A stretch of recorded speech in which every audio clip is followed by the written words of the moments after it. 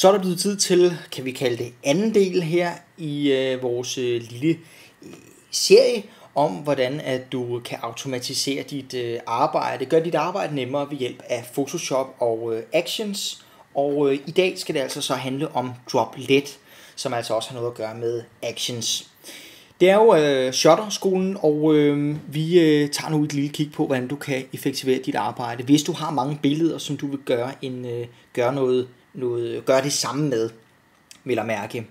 Tidligere her i Shutterskolen har jeg vist, hvordan du har lavet en action, og skal vi lige meget hurtigt genopfriske. Action har jeg liggende heroppe. Det er den action, jeg kalder for SH, altså sort-hvid. Og hvis jeg trykker på F3 nu, sådan der, så bliver billedet i sort-hvid og færdigt.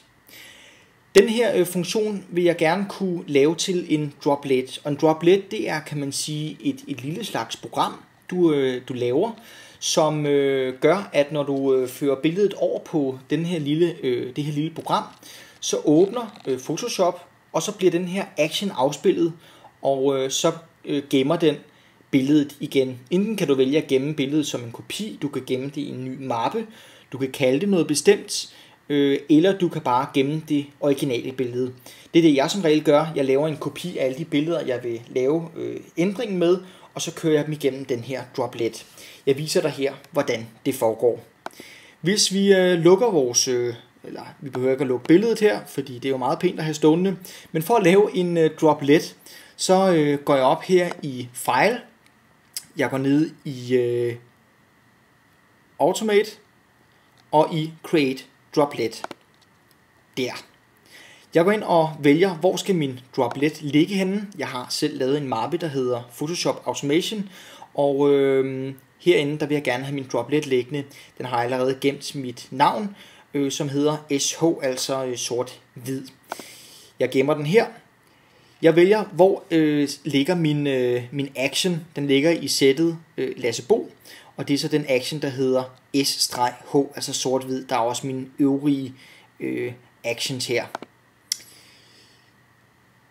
Der er sådan set ikke så mange andre ben i det, andet end at vi bare siger, at når den har åbnet billedet, gjort det den nu skal, så skal den gemme og lukke billedet igen. Og det gør den sådan set. Her nederst der har jeg sat den til, at den skal stoppe op, hvis der kommer nogle former for errors. Det vil jo være godt, det er jo godt at vide, hvis den laver en anden form for fejl, at man så kan nå at stoppe den, mens den behandler ens, ja, skal vi bare sige 50 billeder, fordi så er det noget tid, den står og tykker på det.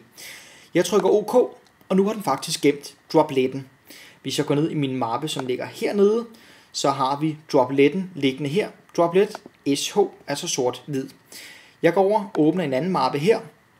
Der har vi Tuborg Classic. Vi kan lige se her, det er 2 dejlige kolde øl, som ligger i græsset. Det billede kunne jeg godt tænke mig at gøre til sort-hvid. Hvis du nu forestiller dig, at jeg har 20 andre billeder, som jeg også gerne vil gøre til sort-hvid, så kunne jeg markere dem alle sammen her i mappen. Tag og flytte dem over på dropletten her. Sådan der. Læg mærke til, at dropletten åbner. Den afspiller og gemmer billedet ind i Photoshop og har lukket billedet igen. Ganske automatisk. Hvis jeg går tilbage i min mappe her, så ligger billedet af de 2 dejlige Tuborg her, og nu er billedet i sort-hvid.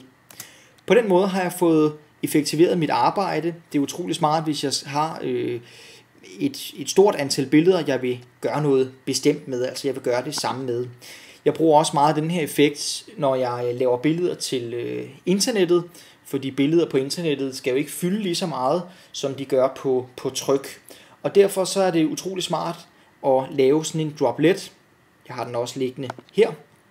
Droplet Netfotos.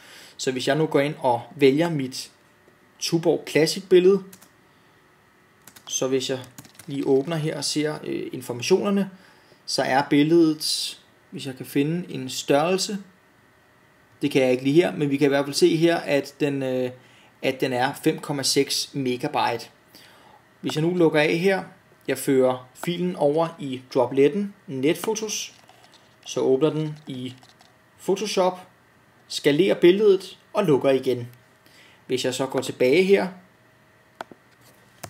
så ser vi, hvor stort er billedet nu. Nu fylder det kun 504 kilobyte. Og tilsvarende, hvis jeg går ind her og åbner billedet,